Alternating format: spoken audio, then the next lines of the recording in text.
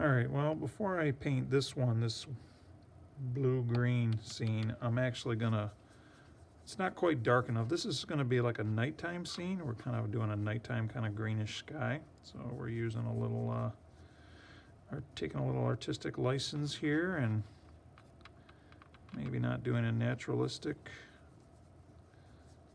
sky.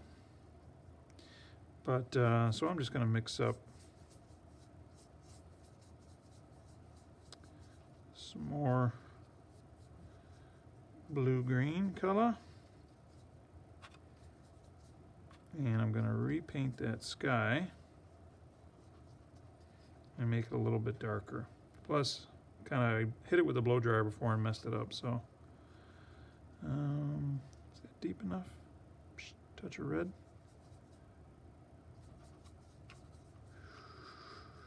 That makes it deeper. Oh yeah, that's even more nightimey. I like it. I love it.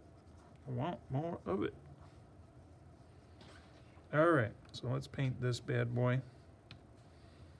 Slide this over. Oh man, I hope I got enough paint here. Oh no. I feel like I'm running out. Pull that down, pull down, pull down, pull down. Get that nice and smooth. Maybe just enough here. Maybe. All right, maybe just barely enough. Hopefully that's all gonna spread out and those streaks will go away. There we go. Yeah, we'll smooth them that way. I think it'll lightly smoothen it out. A little streaky, but hopefully that'll come out all right. That's what happens when you get in a rush.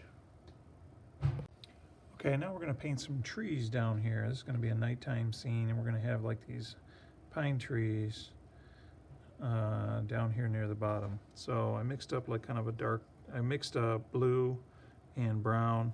I may have put a little touch of yellow in there. Blue and brown made it up pretty dark. You can almost make like a black-ish color. So to paint pine trees, what we're gonna do is, I'll show you kind of a quick technique.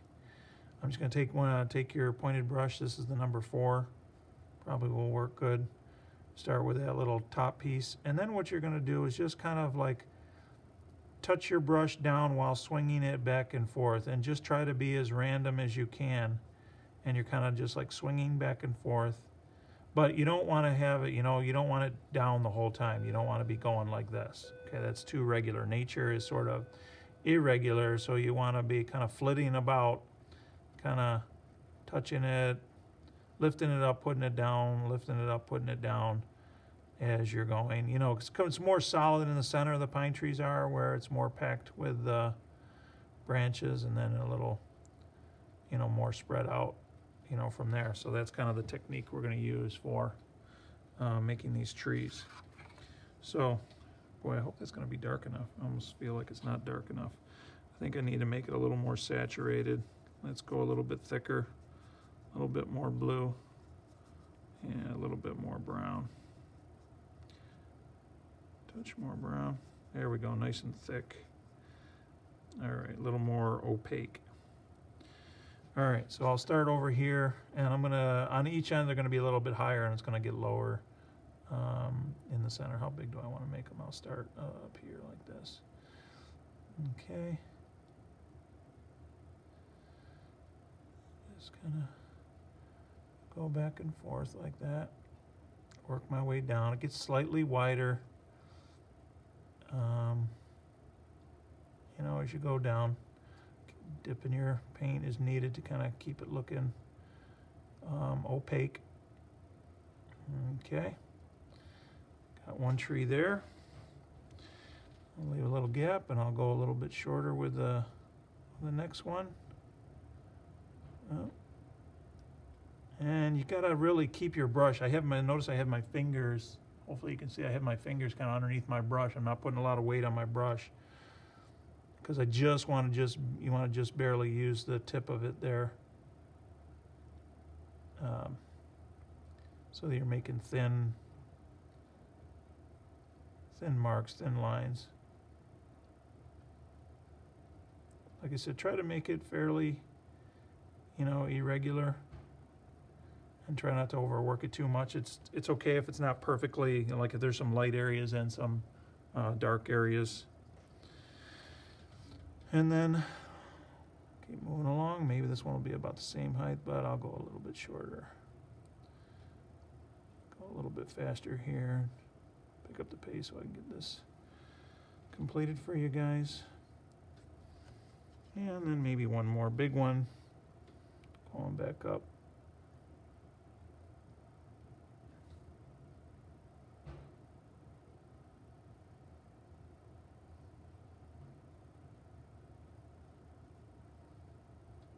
And let's have maybe one more sort of sneaking into the scene here, kind of. I don't know why, but felt like I wanted one more in there. All right, and there you go, our next scene. But we're going to do one more thing with this. I'll show you in just a sec. Okay, for this last thing, this is what we're going to use the gouache for. Mine looks a little bit different yours, but you have this white gouache. All right, which is a little bit more opaque, and we're going to put some stars in the sky. So I squeezed out some gouache into this little palette here, and I mixed it up fairly thick because I want it to be pretty opaque when it goes down. Okay, and you're going to need a toothbrush, an old toothbrush. I'll tell you to get one. Hopefully I should have told you by now to get one ahead of time.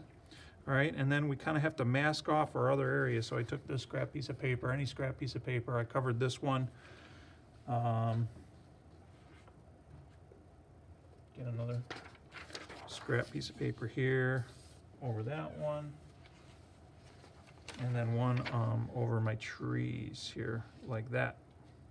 Okay, because we're going to do some spattering. All right, and I'm thinking that as I spatter, and you can practice if you have any kind of piece of dark paper anywhere. If you want to practice, be careful in your room. You don't get this on your clothes. Don't get it on something else in your room. But sort of the stars, as you do it, sort of sweep across. I mean, you don't want perfect lines, but as you see clusters of stars off in the distance, galaxies or whatever, and they kind of go sort of somewhat horizontally or sort of spread out horizontally. So that's, at least in my observation. Hopefully this works all right. We'll see. And don't get too close because you don't want big globs because the stars are supposed to be far away. Start further away. And yeah, that's not too bad. Yeah, that's probably a good size right there. There we go, maybe. I don't want the whole thing super clustered, but if you get like kind of one cluster like that, maybe I'll do a little bit more up here. A few more random ones. That's probably good. Good enough. Let's see how it all looks. Let's remove everything else. Look like a starry sky, starry night. Vincent van Gogh would be proud. There you go. There's our next little scene for fun.